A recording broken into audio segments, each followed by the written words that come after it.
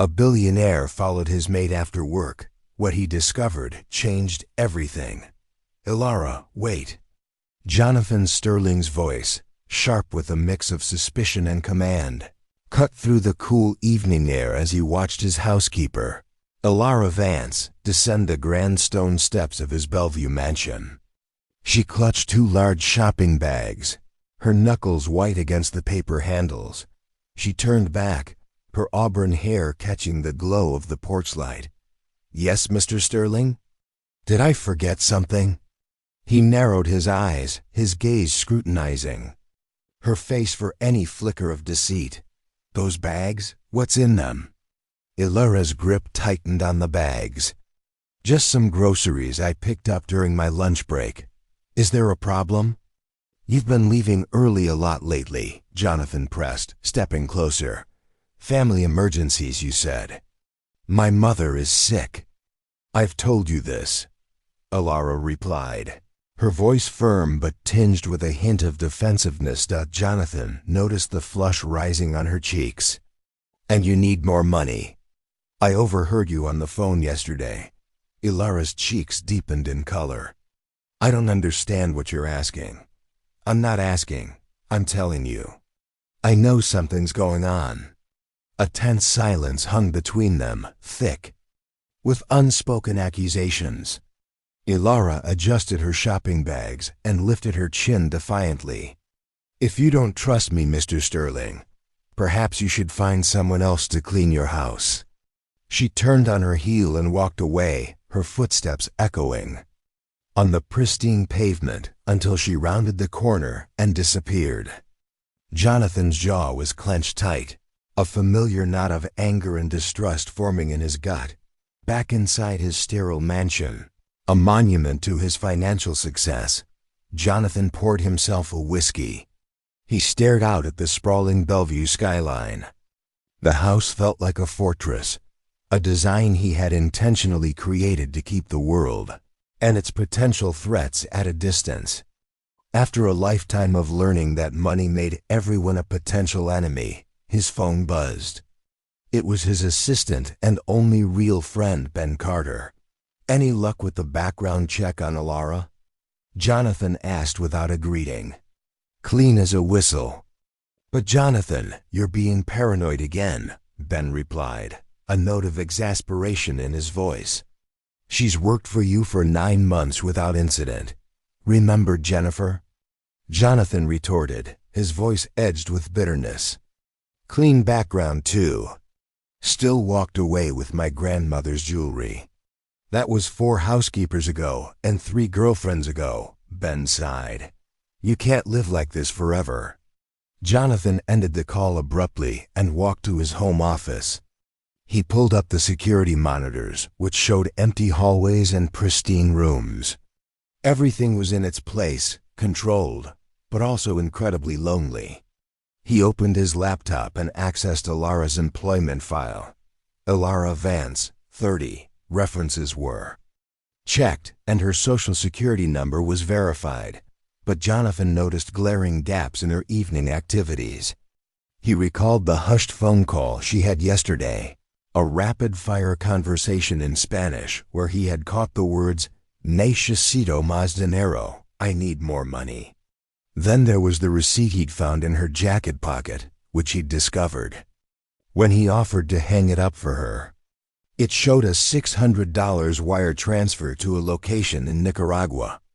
When he'd questioned her about it, she had stammered something about family and quickly changed the subject. Jonathan pulled up his security footage from the past week. There was Elara arriving at 8 a.m., working efficiently. But during her lunch break, she had spent 20 minutes on her phone, browse expensive jewelry websites, diamond necklaces, designer watches, things that cost more than he paid her in 6 months.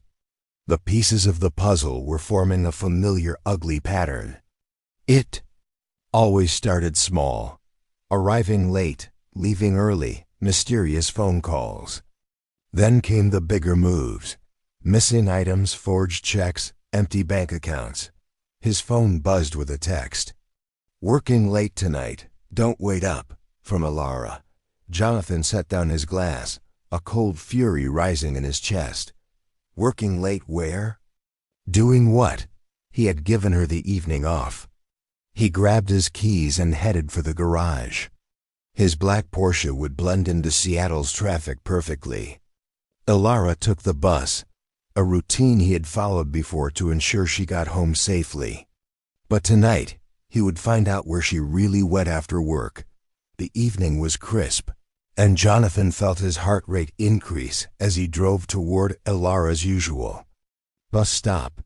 He told himself this was about protecting his assets, about learning from past mistakes, about being smart instead of naive.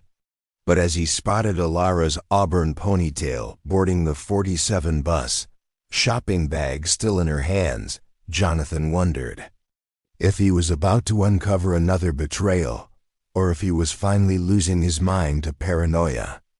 Either way, tonight he would know the truth. Jonathan kept 3 car lengths back as the bus navigated through Seattle's evening traffic. His hands gripped the steering wheel, sweat beading on his forehead despite the cool October air. Every red light felt like an eternity as he watched Elara's silhouette through the bus windows. The bus finally stopped in Pioneer Square, and Elara stepped off, still clutching those shopping bags. Jonathan parked across the street and watched her walk toward a run-down building with faded Spanish lettering on the front. His pulse quickened. This was it.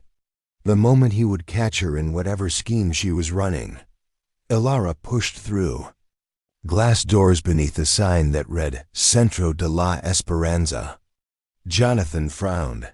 A community center. He crept closer, staying in the shadows. Through the large windows he could see Elara setting down her bags and embracing an elderly woman. Then she moved to the front of a room filled with about 24 older adults, all holding notebooks and pencils. "Good evening, everyone." Elara's voice carried through the thin walls. "Tonight, we're going to practice ordering food at restaurants." Jonathan blinked. She was teaching. For the next hour, he watched Elara patiently help elderly immigrants practice English phrases. She smiled more in those 60 minutes than he had seen in 9 months of her working for him.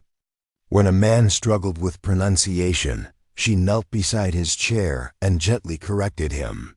When a woman looked frustrated, Elara squeezed her shoulder and encouraged her in Spanish. After class, Elara unpacked her shopping bags. They were filled with groceries, but not for herself. Sandwich supplies, fruit, crackers. She made plates of food for her students, chatting with them as they ate. Jonathan stumbled backward, his world tilting. The $600 wire transfer, the early departures, the phone call about needing more money. It all made sense now, but not in the way he had expected. He drove home in a daze. Elara's joyful face was burned into his memory. In his office, he researched the Centro de la Esperanza online. It was a non-profit organization serving Seattle's immigrant community, offering English classes, legal aid, job training, and childcare, all run on donations and volunteers. The center's website showed photos of Elara teaching, organizing food drives, and reading to children. In every picture, she glowed with purpose. Jonathan found the center's financial reports. They were struggling, operating month to month on small donations. The building needed repairs, and programs were being cut. He thought about Elara working 3 jobs, at his house, a cleaning service downtown, and weekend shifts at a grocery store. Also, she could afford to volunteer here every night, feeding people from her own pocket. His phone rang. Ben again. "Find anything interesting on your spy mission?" Jonathan rubbed his face. "I'm an idiot. What happened?" Ben asked, concerned. "She's not stealing from me. She's good, Ben. Genuinely good. The money she sends home, it's for her mother's medical bills, the early departures." She volunteers at an immigrant center every night. The expensive jewelry she was looking at? Probably dreaming, like everyone else. There was silence on the other end. Then Ben's gentle voice came through the phone. "When's the last time you met someone genuinely good?"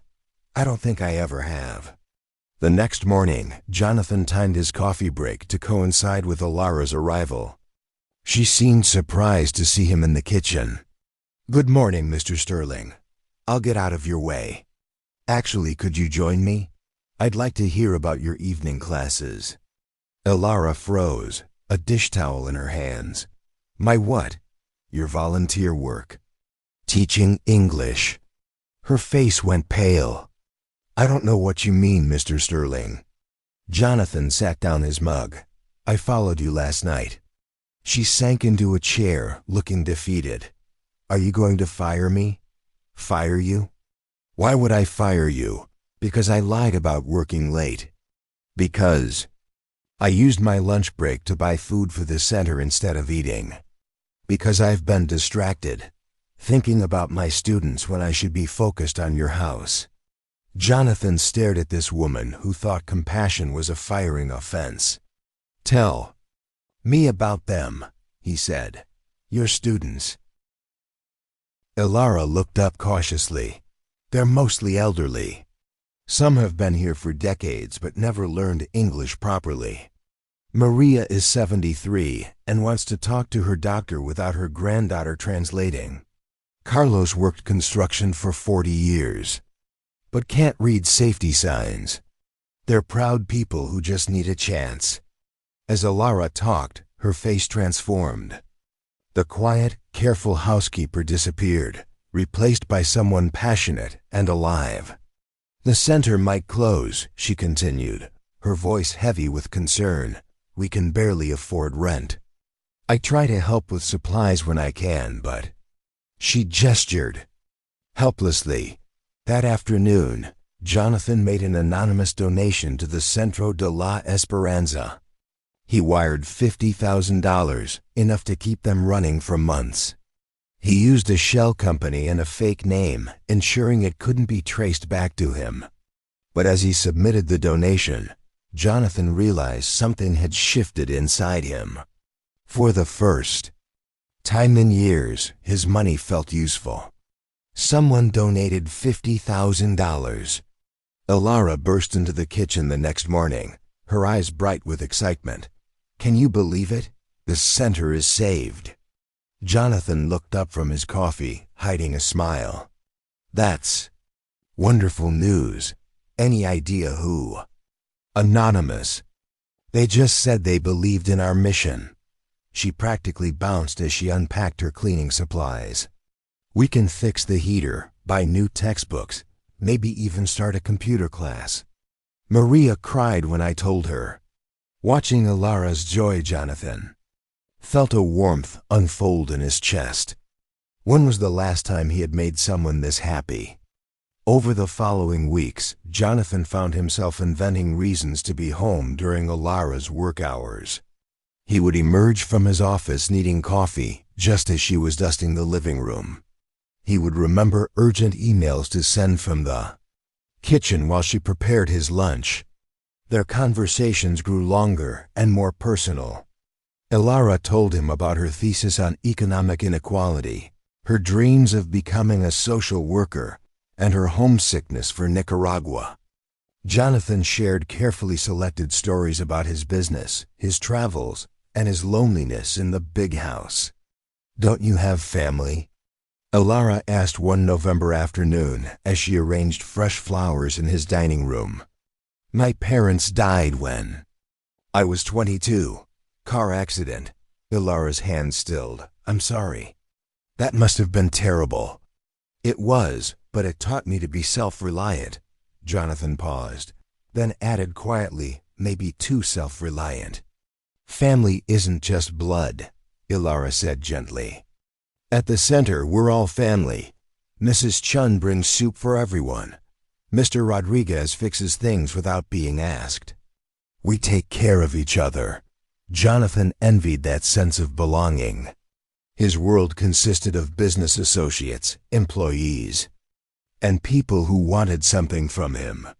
Even Ben, his closest friend, was technically on his payroll. In December, Jonathan made another anonymous donation to the center, computers for the new lab Elara had mentioned. He watched through news reports as the community celebrated, Elara beaming as she cut the ribbon. "You seem different lately," Ben observed during their weekly meeting. "Happier? Do I?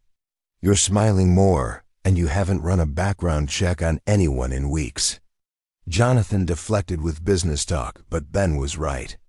The constant suspicion that had plagued him for years felt less urgent.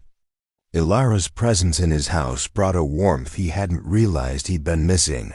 One January morning, Jonathan found Elara at his kitchen table, surrounded by textbooks and papers.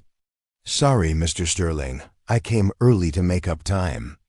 I have a thesis meeting later." "What's your thesis about?" Elara's face lit up. "Barriers to social mobility in immigrant communities.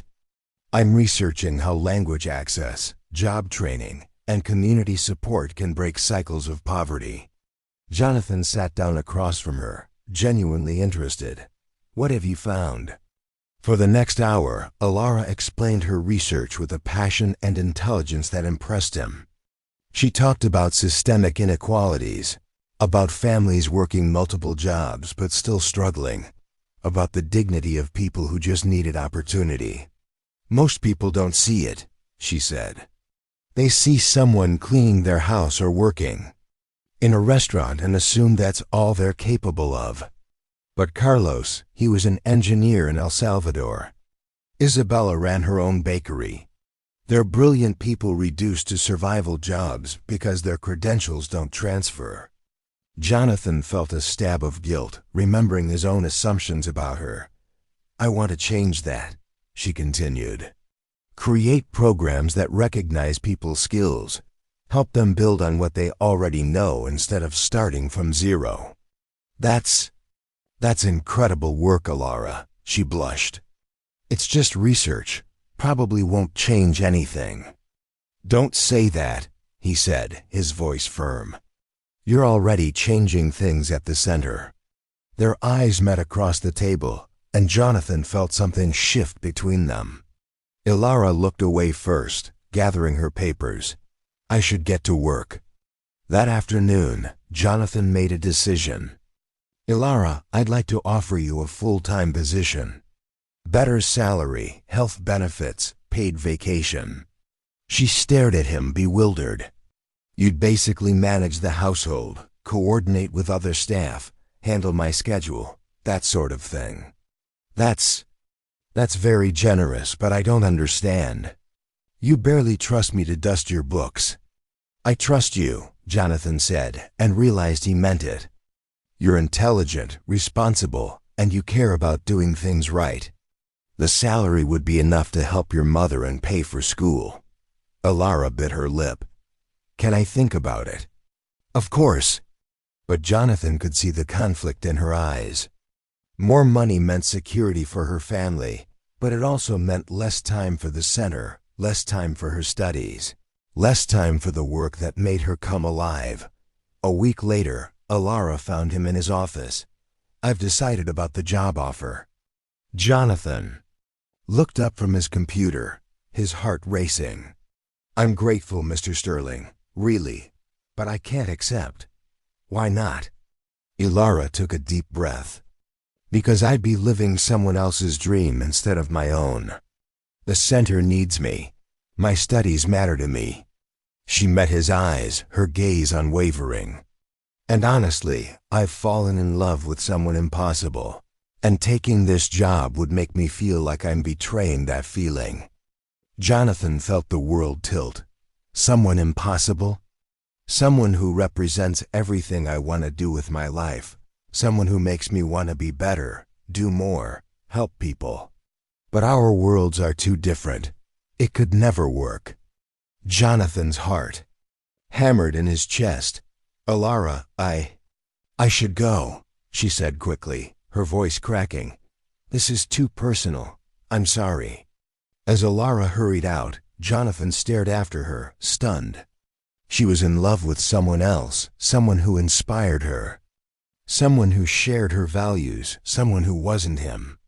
For the first time since his parents died, Jonathan felt his heart truly break. Jonathan spent the weekend in his office, staring at spreadsheets, but seeing nothing. Elara loved someone else, someone impossible who inspired her to help people. Probably another volunteer at the center, someone young, idealistic, someone who understood her world. Monday morning, Elara arrived as usual, but the easy warmth between them was gone. Jonathan kept their interactions brief and professional. "Good morning," he said without looking up from his newspaper. "Good morning, Mr. Sterling." Her voice was careful, distant. The week crawled by in painful politeness. Jonathan buried himself. In work, taking calls in his office, eating lunch at his desk. Elara clinged around him like a ghost, efficient and invisible. Friday afternoon, she knocked on his office door. "Mr. Sterling, I need to give you my notice." Jonathan looked up, his stomach dropping. "Your notice?" 2 weeks. "I'm sorry for the short notice, but I need to focus on finishing my thesis. I've been accepted into a graduate program for social work, and I start my practicum in March." "I see." Jonathan kept his voice level. "Congratulations. That's quite an achievement. Thank you." Elara fidgeted with her cleaning supplies. "I'll make sure everything is perfect before I go. I can help train my replacement if you'd like." "That won't be necessary." The silence stretched between them.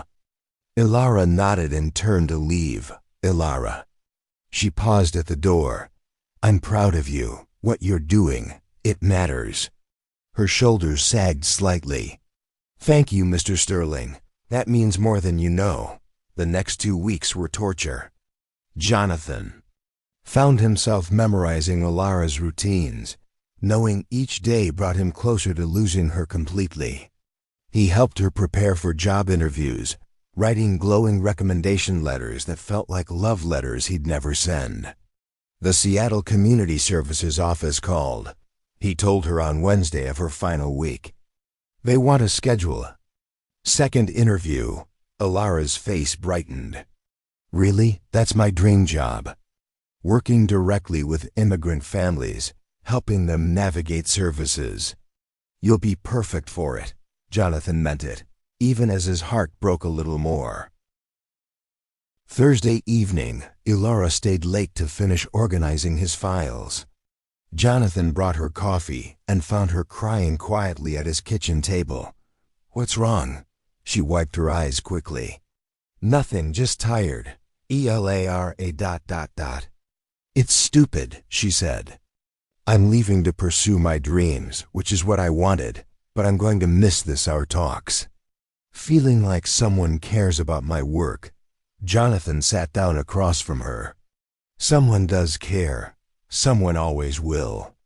Their eyes met, and for a moment, Jonathan thought about telling her everything, about following her that night, about the donations, about how she'd changed his entire worldview, about how he'd fallen in love with her kindness, her passion, her brilliant mind. Instead, he said, "The person you mentioned, the impossible one, have you told him how you feel?" Elara shook her head. "What's the point? We're from different worlds. He'd never seen me as anything more than ... She gestured helplessly. "Then, what I am, someone who cleans houses and comes from nothing." "Elara, you're not nothing. You're extraordinary." She smiled sadly. "You're kind to say that." Friday arrived too soon. Elara finished her final tasks and packed her supplies. Jonathan had prepared an envelope with her final paycheck and a substantial bonus, enough to cover her mother's medical expenses for a year. "This is too much," Elara said, staring at the check. "You've been invaluable to me. Consider it a graduation gift." Elara's eyes filled with tears. I don't know what to say. Say you'll keep in touch. Let me know how you're doing. Of course. They stood in his entryway, neither wanting to say goodbye. Finally, Elara stepped forward and hugged him briefly. Thank you for everything, Mr. Sterling. You've been more than an employer. You've been a friend. Take care of yourself, Elara. After she left, Jonathan walked through his house. Everything was spotless, perfectly organized, and completely empty. He'd returned to his fortress, but now the walls felt like a prison. Over. The next 3 months, Jonathan fell back into old patterns. He hired a new housekeeper, an efficient woman named Janet, who did excellent work and never lingered for conversation. He threw himself into business, closing deals and making money that felt meaningless. But he couldn't stop thinking about Elara. He continued his anonymous donations to the Centro de la Esperanza, watching their programs expand. He researched Seattle Community Services and felt pride when he learned Elara had been hired as a social worker specializing in immigrant family services. Through Ben's discreet inquiries, he learned she had completed her thesis with honors and was excelling in her new role. She had moved to a better apartment and was able to bring her mother to Seattle for an extended visit. She's doing well, Ben reported over lunch. By all accounts, she loves her new job. Good, Jonathan said. That's what you wanted. What? About what you want. Jonathan pushed food around his plate. It doesn't matter what I want. She's not married, you know. Still single. Ben, I'm just saying. Maybe the impossible isn't as impossible as you think. But Jonathan knew better. Elara had found her path, surrounded by people who shared her passion for justice and service. She didn't need a paranoid billionaire disrupting her new life. Still, when the invitation arrived for the Centro de la Esperanza's annual fundraising gala, Jonathan found himself staring at it for a long time. Elara would be there. The invitation mentioned she would be receiving an award for her volunteer service. Against his better judgment, Jonathan RSVP'd yes. He told himself he just wanted to see her success, to witness her happiness from afar. But as the date approached, Jonathan realized he was hoping for something more, a chance to see if the connection they'd shared had been real or just his imagination. Jonathan stood in his walk-in closet, staring at rows of expensive suits. The fundraising gala was tonight, and he had changed his mind about attending at least 6 times in the past week. You're overthinking this, Ben said from the doorway. It's a charity event. You go, you write a check, you leave. What if she thinks I'm stalking her?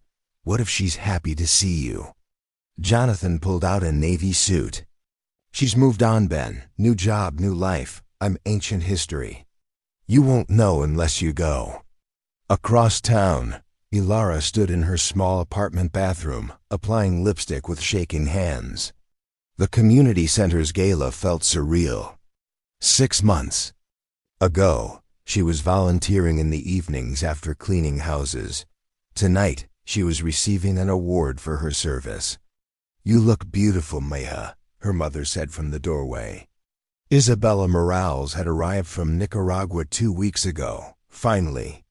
Healthy enough to travel after her surgery. I'm nervous, Mama. Why? You've earned this recognition. Elara couldn't explain that she kept hoping Jonathan would somehow be there. It was ridiculous, of course. Why would a tech mogul attend an immigrant community center's fundraiser? Tell me again about this man you worked for, her mother said, settling on Elara's bed. Mama, I've told you 100 times. Humor an old woman. You always smiled when you talked about him, Elara sighed. He was kind, lonely. I think we talked about my work, my dreams. He made me feel like what I was doing mattered. And you loved him. Elara met her mother's knowing eyes in the mirror. It doesn't matter. We were from different worlds. Love doesn't care about worlds, Meha. The Centro de la Esperanza had been transformed. String lights hung from the ceiling, tables draped in white linens filled the main room, and a small stage was set up for the evening's program. Elara arrived early to help with last-minute preparations. "There's our guest of honor," called Maria, the elderly woman from Elara's first English class. At 73, she now volunteered as a translator for newer immigrants. "I can't believe they're giving me an award," Elara said, adjusting a centerpiece. "You saved this place," said Carlos, the former engineer, who now taught basic computer skills. "That anonymous donation came right after you started working here full-time as a volunteer. Coincidence? I think not." Elara had wondered about the timing herself. The first donation had come right after she had mentioned the center might close. The second had appeared days after she had talked about needing computers, but anonymous donors were common for nonprofits. It was just good timing. Guests began arriving at 6 p.m. Elara mingled, catching up with former students and their families. The room filled with the warm chatter of multiple languages, children running between tables, and the laughter of people celebrating their community. At 7:30, Elara was greeting a family near the entrance when she saw him. Jonathan stood in the doorway, scanning the room. He wore a perfectly tailored navy suit and looked as elegant and out of place as she had expected. Their eyes met across the crowded room, and Elara's breath caught. He was here, actually here. Jonathan felt his heart slam against his ribs as Elara stared at him from across the room. She looked stunning in a simple black dress, her hair pinned up, a genuine smile lighting her face as she talked with families around her. This was her world, warm, inclusive, full of purpose. He didn't belong here, but he couldn't make himself leave. "Mr. Sterling." Jonathan turned to find an elderly man approaching with a warm smile. "Carlos Mendez, Elara has told us so much about you." "She has?" "Of course. You were very kind to her when she worked for you. She spoke of you often." Before Jonathan could respond, the evening's program began. Elara was called to the stage to receive the Volunteer of the Year award. As she accepted the small crystal plaque, Jonathan felt pride swell in his chest. "This community saved me as much as I've tried to serve it," Elara said into the microphone. "When I first came to this country, I felt invisible. Here, I learned that everyone has value. Everyone has something to contribute. We also have an anonymous donor to thank, someone whose generosity has allowed us to expand our programs and serve more families. Whoever you are, you've shown us that kindness comes from unexpected places, and sometimes angels appear when we need them most." Jonathan's hands clenched in his lap. She still didn't know. After the program, Jonathan stayed in his corner, watching Elara laugh with families, hug former students, and glow with the confidence of someone who had found her calling. Several times she glanced in his direction, but she was always pulled away by well-wishers. Finally, as the evening wound down, Elara approached him. "Mr. Sterling, I can't believe you're here. Congratulations on your award. You deserve the recognition." "Thank you." Elara fidgeted with her plaque. "This is unexpected. I didn't think charity galas were your thing." "They're not usually, but this cause seemed worth supporting." Before Elara could respond, her phone rang. She glanced at the screen, and her face brightened. "Mama, how was your doctor appointment?" She switched to Spanish, talking rapidly while Jonathan waited. After a few minutes, she hung up, beaming. "Good news?" he asked. "The best. My mother's cancer is officially in remission. She's been living with me since her surgery, and today the doctor said she's completely healthy." Elara's eyes filled with happy tears. "I've been so worried, and now ... I am so grateful." An anonymous benefactor helped pay for her treatment. I've been trying to find them to thank them properly. Without that help, I don't know what would have happened. Jonathan felt his throat tighten. She was thanking him without knowing it, and he had never felt more like a coward. "Elara," he began, then stopped. How could he explain without sounding like he had been manipulating her life from the shadows? "What is it?" Jonathan looked into her warm brown eyes and made a decision that would change everything. "There's something I need to tell you." "Elara, I need to tell you something," Jonathan said, his voice barely audible over the remaining chatter. In the community center about the anonymous donor, Elara tilted her head, confused. "What about them?" Jonathan took a deep breath. "It was me. Both donations to the center and for your mother's medical bills." Elara stared at him, the crystal plaque trembling in her hands. "What? The $50,000 to save the center, the money for your mother's surgery, the computers for the lab, all of it. But how did you even know about?" Elara's eyes widened as understanding dawned. "You followed me." Jonathan nodded, shame flooding his face. "That night you left early.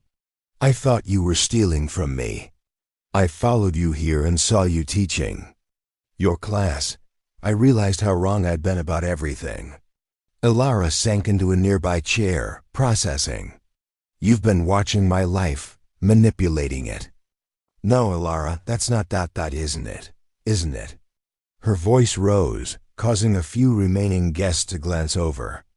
"You decided what I needed, what my family needed, what this place needed, without asking, without telling me."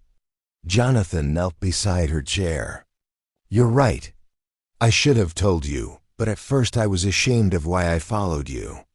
Then later, I was afraid you'd refuse the help if you knew it came from me. Of course I would have refused." Elara stood abruptly. "Do you have any idea how it feels to learn that your independence, your family's health, your community's survival, all of it was just some rich man's charity project?" "It wasn't charity," Jonathan said desperately.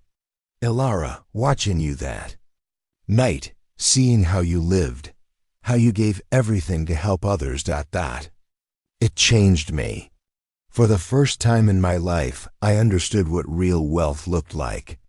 Elara paced away from him, then back. "And what was I to you? Some noble poor person who made you feel good about yourself. You were the first person I trusted in 15 years, Jonathan said quietly. "You were kindness and intelligence, and everything good I thought had been stripped out of the world. You were what?" Jonathan stood, meeting her eyes. "You were the person I fell in love with." Elara's anger faltered. "Don't. I know you love someone else, someone impossible who inspires you to do good work. I know I'm not that person, but I need you to know that helping this place, it wasn't about control or charity. It was about love." Elara stared at him, tears forming in her eyes. "You really don't understand, do you?" "Understand? What?" Her voice was gentle now. "You are that person, the impossible one I told you about." Jonathan felt the world shift. "What? Did you think I was talking about someone else? You were the only man in my life, the only one who listened to my dreams, who made me feel like my work mattered. But I convinced myself it was hopeless because you were my employer, because you were wealthy, because I was just the help." Jonathan stepped closer. "Elara, I spent months falling in love with someone I thought could never love me back. And all this time, you were already loving me in the only way you knew how." They stood facing each other in the nearly empty community center, years of misunderstanding finally dissolving. "I followed you because I was paranoid and suspicious," Jonathan said. "But I fell in love with you because you showed me what it means to live with purpose. I thought you saw me as just another employee who might betray you. I saw you as everything." I'd lost faith in. Goodness, honesty, someone who cared more about others than herself. Elara reached up and touched his face. We're both idiots. Jonathan laughed, the sound rusty from months of unhappiness. Completely. So what do we do now? Jonathan took her hands in his. I want to ask you something, and I need you to think carefully before you answer. Elara nodded. I don't just want to date you, Elara. I want to build a life with you, a real partnership. I want to use everything I have, my money, my connections, my resources to support the work you do, not as charity, but as equals working toward the same goals. I've learned that money is just a tool. It only matters when it's used to help people. You've shown me how to use it right. I want you to teach me more. I want to learn from you, work beside you, love you while we make the world a little better. Elara smiled through her tears. You want to be my partner in crime, fighting poverty and injustice? I want to be your partner in everything. Elara stood on her toes and kissed him, soft and sweet and full of promise. When they broke apart, Jonathan rested his forehead against hers. There's one more thing, Elara said. My mother wants to meet you. Jonathan grinned. Should I be nervous? Terrified? She's already decided you're too skinny and need feeding. As they walked out of the community center hand in hand, Jonathan looked back at the photos on the walls. Immigrants learning English, families celebrating graduations, children playing in the after-school program. This place had brought them together, and now it would be part of their shared future. Ready to change the world, Mr. Sterling? Elara asked. With you, I'm ready for anything. Outside, Seattle's evening lights sparkled like promises, and for the first time in years, Jonathan felt like he was exactly where he belonged. 1 year later, August 2026, the Centro de la Esperanza had never looked more beautiful. White roses and baby's breath decorated every surface, and string lights created a canopy of stars above the main hall. Elara stood at the back of the room in her grandmother's wedding dress, watching the space that had changed her life transform into the setting for her new beginning. You ready, Maiha? Her mother asked, adjusting Elara's veil. More than ready. Mama, Isabella Morales had been living in Seattle for 10 months now. Her health fully restored and her English dramatically improved, thanks to her future son-in-law's patient tutoring. She had taken one look at Jonathan during their first meeting, declared him too skinny and too serious, and immediately set about fixing both problems. He's a good man, Isabella whispered as the music began. Different from what I expected, but good. Elara smiled, remembering Jonathan's first dinner at her apartment. He had arrived with flowers and a nervous energy, only to be seated at her tiny kitchen table and subjected to 2 hours of gentle interrogation in rapid-fire Spanish.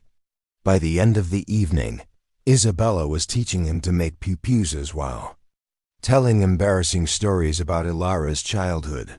The wedding march began, and Elara walked down the makeshift aisle between folding chairs filled with an unusual mix of guests. Marcus's business associate sat beside her former English students. Tech executives chatted with community organizers. Carlos, now the center's IT director thanks to a program Elara and Jonathan had launched, dabbed his eyes with a handkerchief. At the front of the room, Jonathan waited in his perfectly tailored tuxedo, his face glowing with happiness.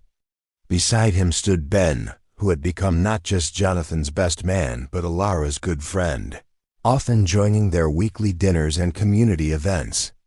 Dearly beloved, began Father Martinez, the priest who had married half the couples in the neighborhood. We gather today to witness the union of two souls who have found in each other not just love but purpose. Elara and Jonathan had written their own vows, and when Jonathan spoke, his voice carried clearly through the packed room. Elara, you taught me that wealth isn't measured in bank accounts, but in the lives we touch. You showed me that trust isn't weakness, but strength. You proved that love doesn't divide us by our differences, but multiplies our ability to do good. I promise to be your partner in all things, in love, in life, and in the work of making this world more just and kind. Elara's voice was steady. As she replied, Jonathan, you taught me that assumptions can blind us to unexpected blessings. You showed me that vulnerability isn't foolishness, but courage. You proved that two people from different worlds can build a new world together.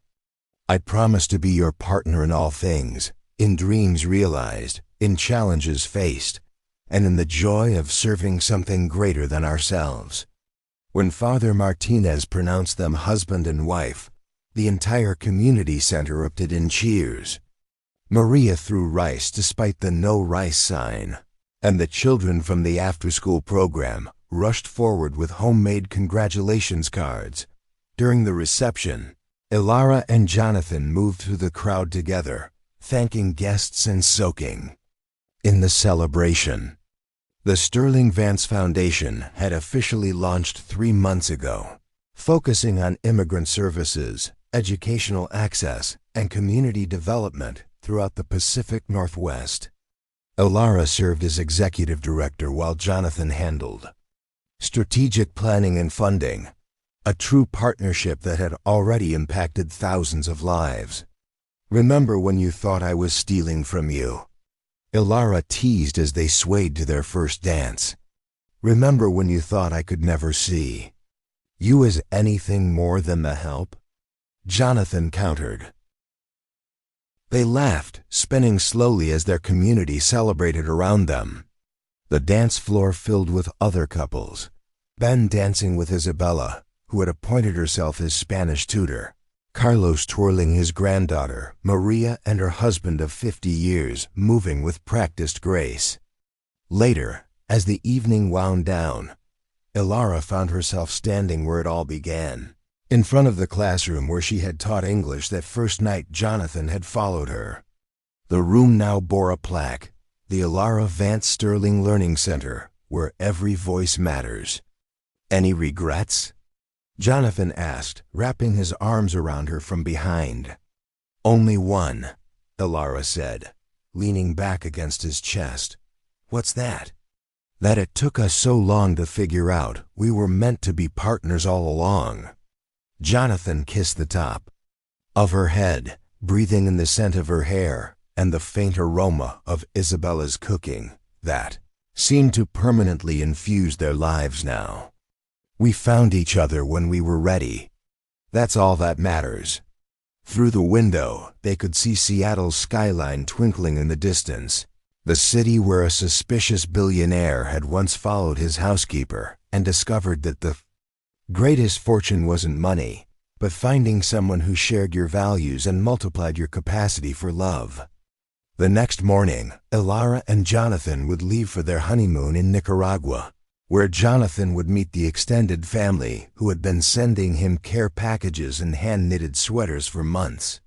After that, they would return to their shared mission, running financial literacy classes for new immigrants, expanding the foundation's reach, and proving every day that love combined with resources could indeed change the world.